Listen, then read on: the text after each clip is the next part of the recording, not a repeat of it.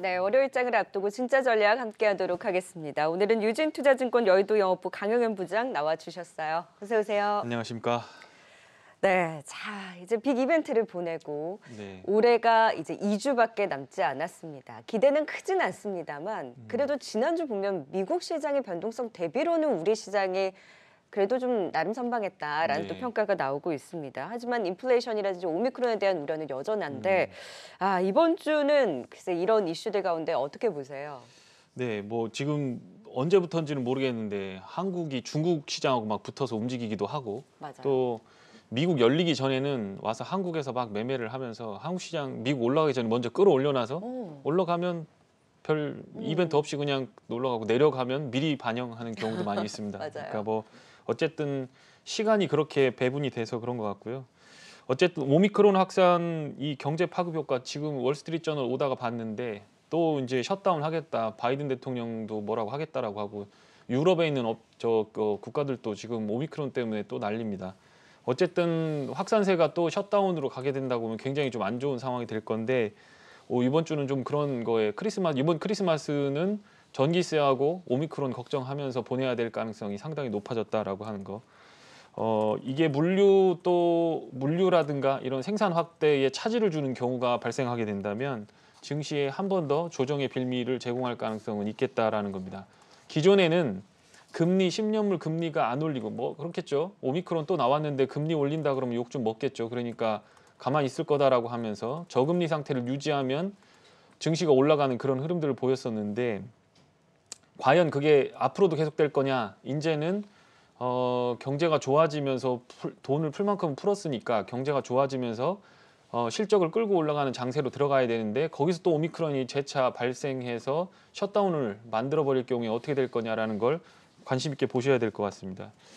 여기 지금 결론부터 말씀을 드리면 지금 이제 유동성으로 밀어올리는 장세들이 끝나가고 있는 징조들이 좀 보이기 시작한다라는 거고 그런 차트들을 몇 개 가져왔습니다. 여기 미국, 유럽, 일본의 M2 증가율이라고 하는 건데요. M2라고 하는 것은 이제 유동성의 개념입니다. 그러니까 2년 안에 그러니까 뭐 적금이든 뭐든 만기 2년 안에 들어오는 금융상품 다 포함해가지고 그냥 현금화 시키는데 크게 비용이 안 드는 돈 다 포함된 거라고 보시면 됩니다. 그냥 쉽게 채찍으로 생각해 보면 채찍으로 땅바닥을 콱 내려친다라고 보았을 때 채찍의 끝까지 손잡이는 M1이라고 보시고 채찍이 돌아 나가는 거를 M2라고 보시고 저쪽 가서 먼지를 팡 때려서 먼지가 이렇게 일어난다라고 하면 M3로 보시면 되는데 주식은 원래 M3를 중심으로 움직이는 경우가 있습니다. 그런데 왜 M2까지 하느냐? 측정하는 거가 M2까지가 정확하게 잡히기 때문에 그래서 M2를 보고 있는 겁니다. 그런데 이렇게 보시면 미국을 중심으로 해서 테이퍼링밖에 안 했고 금리 올리지도 않았는데 이렇게 돼 있죠. 꺾어지고 있다라고 하는 겁니다. 여기 지금 21년 적자 테크 기업 주가 흐름들입니다. 이게 미국입니다. 지금 보시면 하반기 7월 4일부터죠. 보시면 별 차이 없죠. 주가 지수들은 별 차이 없고 중소형주들은 좀 올라갔습니다. 그런데 적자난 테크 기업들은 30% 정도 마이너스를 나고 있는 상황입니다. 이제 인플레이션이 장기적으로 발생할 경우에 어떤 상황이 발생하는가? 인플레이션이 오랜 동안 경제에 영향을 미쳤던 구간들이 여기 있습니다. 1973년부터 시작해서 요 다우존스 지수를 그러니까 인플레이션의 어떤 조정을 통해 가지고 지수를 계산해 봤을 때 이렇게 된다는 겁니다. 여기가 73년이고 그다음 여기가 지금 86년 정도 됩니다. 그러니까 한 15년 걸렸다는 겁니다. 주가가 하이 인플레이션에 의해서 장기적으로 눌려버리게 되면 이런 식으로 움직이다가 10년 만에 제자리로 왔다. 10년 넘게 걸렸다라고 하는 거 그걸 좀 보셔야 됩니다. 그러니까 앞으로 그렇게 된다는 게 아니고 만약에 이게 인플레를 못 잡고 페드에서 정확한 정책을 타이밍에 적절하게 움직이지 못하고 경기에 영향을 미치는 방향으로 인플레가 작용을 한다면 증시는 이렇게 고전할 가능성도 있다라고 하는 겁니다. 물론 그때하고 지금하고는 많이 상황이 다르기는 하지만 그러면 이 상황을 벗어나기 위해서 앞으로 어떤 지표들이나 어떤 경제적 활동들이 좋아져야 되겠느냐라고 하는 걸 보시면 여기 지금 미국 소비자 물가와 생산자 물가의 격차를 나타내는 겁니다. 그러니까 여기가 마이너스라고 하는 건 생산자 물가가 팡 튄 상태에서 소비자 물가가 안 튀고 있는 상황인 겁니다. 그러니까 그 소비자 물가에서 생산자 물가를 빼주면 마이너스가 이렇게 나오는 거죠. 이런 상황이 지금 보시면 아까 여기서 보셨지만 1970년대 나왔었고 지금도 나오고 있는 겁니다. 물론 기본 제반 여건은 다르다고 보시면 됩니다. 그런데 그동안 이렇게 PPY와 CPY가 역전이 됐을 때 증시는 어떤 흐름을 보였는가를 조사를 해보시면 여기 74년 물론 뭐 지금하고 다르긴 하죠. 오일 쇼크도 나오고 전쟁도 있고 했으니까 이렇게 PPI, CPI 차이가 튀어 오를 때는 증시가 이렇게 구부러졌죠. 여기도 마찬가지입니다. 여기 닷컴 버블도 증시가 꼬부러졌죠. 닷컴 버블 때 주식 해보신 분들은 이게 얼마나 무서운 일인가를 아실 겁니다. 그냥 삼성전자가 하한가 들어가는 때가 이때입니다. 그러니까 뭐 크러쉬가 나오고 뭔가 막 스텝이 꼬인다라고 하는 건 뭔가 정확하게 예측이 가능하면 그렇게 안 되겠죠. 갑자기 뭐가 뻥 터지니까 뒤통수를 빡 맞으니까 그렇게 되는 거라고 보시면 됩니다. 여기 지금 보시면 여기서 다 튀는 때는 주가가 이렇게 다 조정을 보였죠. 그런데 지금은 이렇게 튀었는데 괜찮다라고 얘기하고 있는 거죠. 그런데 이제 이런 부분들이 왜 이렇게 되겠느냐라고 하는 겁니다. 왜 70년대하고 지금하고 비슷하냐라고 하는 거에 대해서 생각을 해보셔야 됩니다. 70년대 73년부터 78년 이렇게 두 번 오일 쇼크가 있었습니다. 근데 오일 쇼크보다 더 중요한 거는 전쟁이 막바지였죠. 베트남 전쟁이 막바지였고 미국 경기가 상당히 좋았습니다. 그럼에도 불구하고 실업률이 낮고 미국 경기가 좋음에도 불구하고 미국의 무역 적자는 굉장히 높아졌습니다. 왜냐하면 전쟁으로 폐허가 됐던 독일하고 일본이 제조업 기지들이 막 부활을 하면서 전 세계로 물량을 뿜어내기 시작했던 거죠. 지금 중국이 그러고 있었던 거고. 그러니까 미국 입장에서는 계속 무역 적자가 나오면서 금 태환 금지라는 걸 시켰습니다. 그러니까 달러 이제 금으로 안 바꿔줄 거야. 그냥 찍어서 줄 테니까 쓰려면 쓰고 말란 말어. 그 대신 또 뭐 우리가 뭐 원유라고 하는 거 그거는 전부 달러로 결제 이렇게 된 겁니다. 그래서 전 세계에 달러가 퍼지게 된 겁니다. 그러면 그런 과정에서 오는 문제는 뭐냐? 달러 공급이 전 세계에 막 풀리게 되면서 원자재 값을 다 들어올리기 시작했고 그중에서 가장 필요했던 오일을 들어올리기 시작했다는 겁니다. 팬데믹 이후로 미국 돈이 전부 나가서 전 세계의 자산 가격들을 다 들어올리기 시작했죠. 우리나라도 많이 들어왔고 저것도 들어왔고 달러가 많이 풀렸다라는 겁니다. 이게 인플레의 근원이 아니냐라고 하는 거에 대해서 질문을 한번 해볼 필요가 있다라고 하는 겁니다.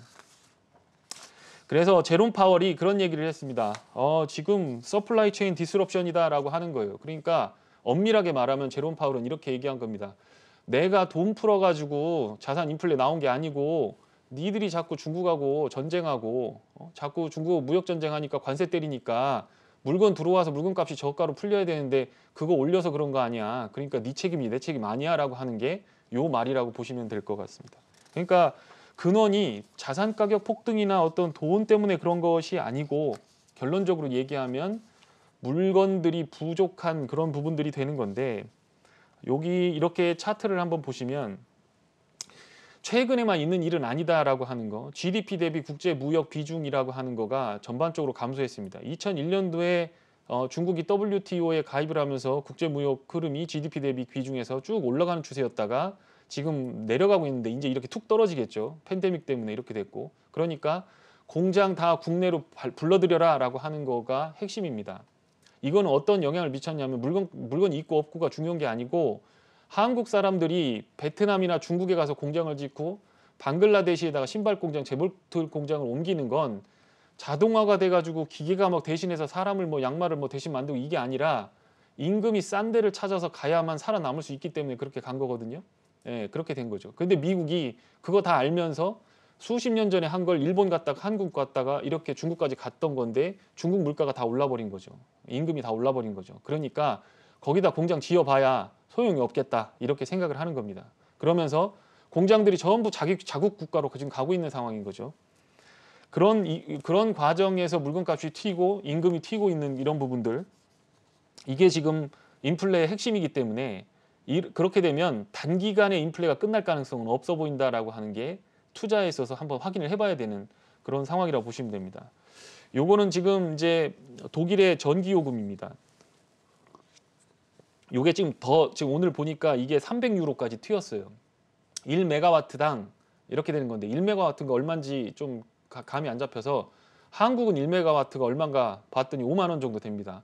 이게 300유로인데 독일에 프랑스는 400유로입니다. 그러면 한 50만 원 되는 거 우리보다 10배 정도 비싼 거죠. 그러면 얘들 뭐 전기로 업체 뭐 해서 철강 녹이는 애들 그런 애들 좀 힘들겠구나.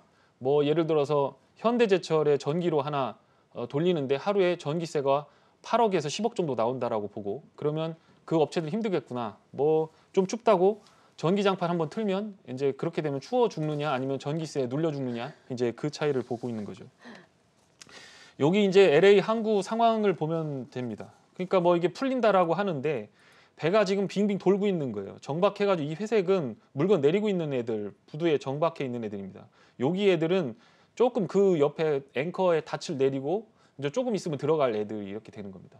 그리고 아예 저 바깥으로 나가 있는 애들이 이렇게 생긴다라는 거죠. 그러니까 항구에 굉장히 물량들이 많이 들어가 있다라는 겁니다. 그러니까 소비가 충분히 되지를 않고 있다라고 하는 거가 중요한 거고요. 여기 지금 카스라고 하는 데에서 출하량당 비용을 좀 계산을 해봤는데 여기 보시면 많이 올랐죠. 21년에만 이렇게 올랐는데 그러니까 1톤 보내는데 돈이 얼마 드는가 그걸 지수로 나타낸 겁니다. 그러니까 지금 뭐 여기를 본다고 하더라도 거의 한 40% 정도 올랐다 여기 보시면 되죠. 여기 보시면 40% 정도 올라간 걸로 보면 되죠. 그러니까 물류비도 계속 오르고 있다라고 하는 겁니다. 뭐 물가가 잡힌다, 통계로 잡힌다라고 하는 건 물가는 이미 지난 겁니다. 후행 지표입니다. 그러니까 뭐 한 달, 두 달 전인데 뭐 중간재 이런 것들은 CPI의 선행 지표가 PPI라고 보시면 됩니다. 거기에 중간재라고 하는 거는 한번 가공한 거죠. 그리고 이게 최종적인 물건이 되기 전에 투입이 되는 거라고 보시면 되는데 그거는 지금 거의 70년대 뭐 오일 쇼크 수준으로 지금 올라가 있는 상황입니다. 이게 차분히 내려온다 하더라도 여기 최종재에 가서 꽂히는 거는 천천히 반영할 건데 더 중요한 거 이거는 US 미국 건데 독일이 전기세가 저렇게 올라가고 중국도 만만치 않고 이제 남은 건 한국밖에 없는데 그 세 군데에서 물건값이 올라가고 PPI가 올라가게 된다, 소비자 물가가 올라가게 된다고 하면 어쨌든 간에 전 세계적으로 인플레가 수출되는 효과들이 계속해서 나올 가능성이 상당히 높다라고 하는 거 그거를 좀 보셔야 될 것 같습니다. 미국의 CFO들한테 임금 어떻게 줄 거야? 어떻게 될 것 같아? 라고 하니까 올려줘야지 사람 뽑기 힘들어 라고 하면서 4분기도 그렇고 내년에는 이거 더 높습니다. 8% 정도까지 올리겠다라고 하는 게 늘어나고 있다라고 하는 거가 외신에서 나오고 있는 상황입니다. 그러니까 펀드를 운용한다거나 주식을 하는 사람들의 심리 지수가 보면 이렇게 꺾인다는 거죠. 그 뭐 그렇게 21년 내내 좋지는 않았죠. 올라갔다 내려갔다 뭐 금리 가지고 왔다 갔다 하면서 하는데 전반적으로 이게 쭉 내려오게 되면 증시는 조금 완만한 조정세에 들어갈 가능성도 있다라고 하는 거. 그게 핵심이 되겠습니다. 요약을 해보면 이렇습니다.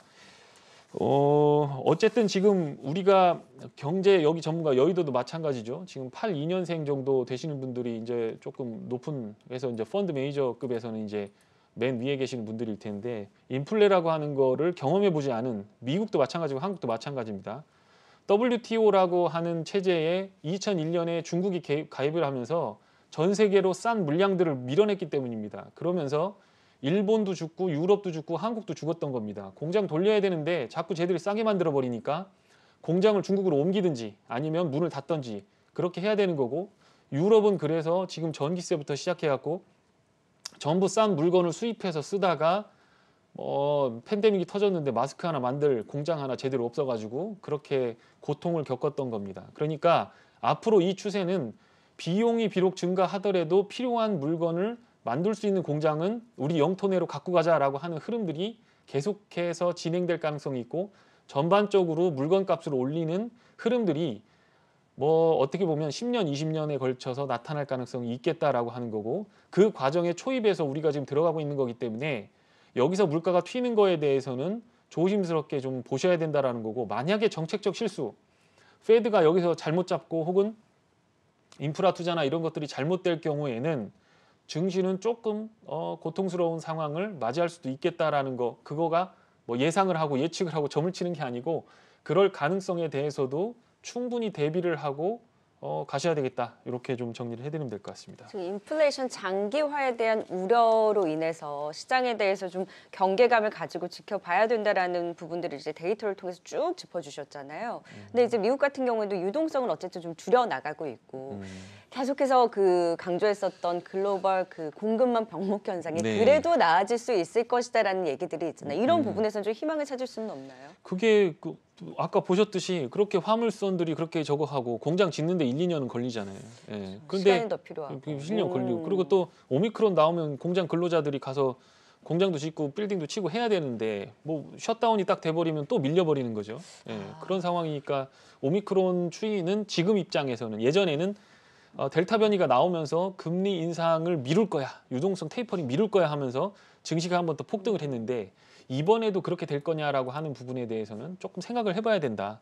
그래서 오미크론 추이를 한번 보고 지금은 빨리 생산을 늘리고 빨리 공급을 증가시켜서 경제를 빨리 끌어올려야 되는데 그렇지 그게 또 않게 안 될 되나? 경우에는 거기서 갭에 오는 거죠. 유동성하고 실물 시장하고 이 갭이 오는 데서 한번 흔들리는 장이 올 수도 있겠다. 이렇게 정리해드리면 될 것 같습니다. 그러면 이제 당장 이번 주만 봤을 때도 일단은 좀 기대감을 갖기보다는 여전히 좀 관망하거나 경계하는 심리가 더 강한 것 같아요. 네, 뭐 중요 지표들은 다 끝났기 때문에 뭐 그렇게 크러쉬가 나올 수 있는 그런 건 아니라고 네. 보거든요. 심리적인 요인 말고는 뭐 어떤 스텝이 꼬인다거나 이럴 건 별로 없을 것 같습니다. 그게 뭐 내년 초까지는 그럴 수 있을 것 같고요. 그런데 이제 수요일 날 뭐 GDP 발표 이거 뭐 대충 뭐 잘 나올 거고 그다음에 가장 중요한 이제 소비자 신뢰라든가 주택 판매 그다음에 목요일 날 PCE 지표가 나옵니다. 높게 나올 겁니다.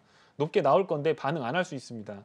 이 PCE 지표가 만약에 반영이 되려면 9월, 10월 들어오면서 PCE 지표 튀었을 때 아이고 큰일 났구나 하고 주가 빠졌어야 됩니다.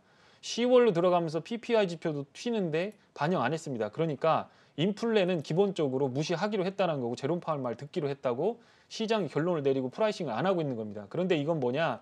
외상지고 있는 겁니다. 그러니까 이게 계속해서 나오면 지금 외상지고 있던 거 한꺼번에 다 갚아야 되는 거고 만약에 이게 뒤로 물러서서 PPI나 CPI가 안정화되는 흐름이 나오면 조금 할부를 하는 것처럼 좀 부담 없이 넘어갈 수 있는 그런 상황이 된다 이렇게 보시면 되고요. 여기 지금 보시면 미시간대 소비자 심리지수 이게 발표가 될 건데 이제 목요일 날 발표될 겁니다. 지금 보시면 그렇게 썩 좋지는 않죠. 이게 회복이 돼야 됩니다. 미국 소비가 끌고 올라가면서 물건값을 올려 있음에도 불구하고 돈이 지금 저축률도 높고 소비 여력이 있기 때문에 물건값을 올려주면서 계속해서 기업한테 돈을 밀어줘야지 만약 이 소비 심리가 계속해서 지지부진하거나 오히려 더 꺾여버리게 되는 그런 상황이 오게 되면 그러면 증시는 앞으로 돌파구를 어디서 찾아야 되느냐라고 하는 거에 대한 질문을 하게 될 거고 이제 남은 건 PPI고 CPI밖에 여기 이제 소비 심리밖에 없는데 그 두 개가 개선되는 흐름이 보이면 완만할 거고 그렇지 않게 된다라고 하면 불안함을 또 한 번 만드는 그런 증시가 될 가능성이 있겠다. 이렇게 정리해드리면 될 것 같습니다. 큰 변동성을 확대하느냐 아니면 조금 우리가 좀 받아들일 수 있는 정도의 조정으로 가느냐의 차이인 거잖아요, 결국에는. 그럴 것 같습니다. 네, 이런 경계감을 또 말씀을 해주셨는데 그래도 이제 우리 시장 안에서는 계속 종목들은 좀 그래도 계속 뭐라 그럴까요? 수급과 이슈 플레이에 좀 방향성은 없지만 그래도 그 안에서 오르고 내리는 종목들이 있습니다. 네. 우리 시장에서도 뭐 어떤 종목을 중심으로 전략을 세워볼까요? 네, 뭐 일단 지금은 제 생각엔 실적 나오는 중심으로 좀 보는 게 나을 것 같고 외국인이 이거 사고 있는데 여기 외국인 차트를 보시면 순매수를 오래간만에 했습니다. 네. 기관들도 좀 사고 했는데 야들이 지금 사는 이유가 뭔지 모르겠어요. 배당 때문에 사는 건지 아니면 너무 빠져서 이제 앞으로 돌리려고 사는 건지 잘 모르겠습니다. 근데 상대적으로 보면 유럽, 일본, 중국보다는 한국이 좀 나은 것 같은 생각도 들고 요 유동성은 중국 애들 관련된 문제가 해결이 되는 헝다 사태가 좀 완만해지면서 좀 들어온 물량 같다는 생각이 듭니다. 여기 지금 보시면 증시 거래량하고 규제당국 이벤트를 좀 봤습니다. 여기 보시면 금리 인상이 8월에 이루어졌고 금융위원장이 바뀌면서 들어오면서 거래량이 확 죽고 있죠. 그러니까 이미 증시에서 유동성 빠지고 있는 겁니다.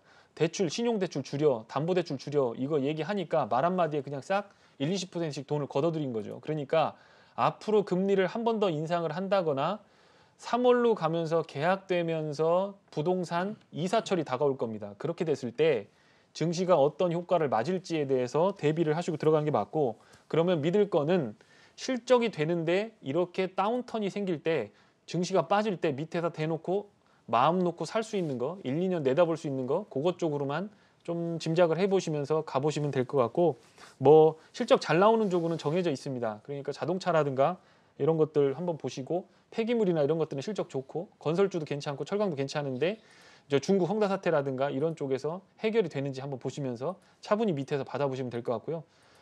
미국 수출이 수출 비중이나 미국 의존도가 높은 기업이 중국 의존도가 높은 것보다는 주가 흐름이 좋을 가능성도 있기 때문에 그쪽을 한번 지켜보시면 될 것 같다. 이렇게 정리해드리면 될 것 같습니다. 종목으로 좀 압축을 해서 봐볼까요? 네, 지난번에 말씀드렸던 와이엔텍이라든가 이수페타시스, DDR5 관련된 종목들 한번 보시라고 말씀드렸고 미국이 이제 통신에 관련된 인프라 예산 투자를 5G를 하기로 했기 때문에 그쪽과 관련된 이벤트들이 계속 나올 겁니다. 한번 시세를 주긴 했습니다. 그런데 이제 자율주행 관련돼서는 뭐 하이비전이라든가 동문아나텍, 캠트로닉스, 유니캐스트 실제로 보면 기술 경쟁력이 막 그렇게 있어가지고 저건 한 건 아니고 그래도 국내 업체들이 아다스라도 좀 붙이고 3단계 정도 자율주행해서 차를 밀어낼 정도 되려고 하면 이런 부품 업체들을 좀 쓸 가능성이 있기 때문에 카메라 쪽이나 이런 것들을 한번 보시면 될 것 같고요.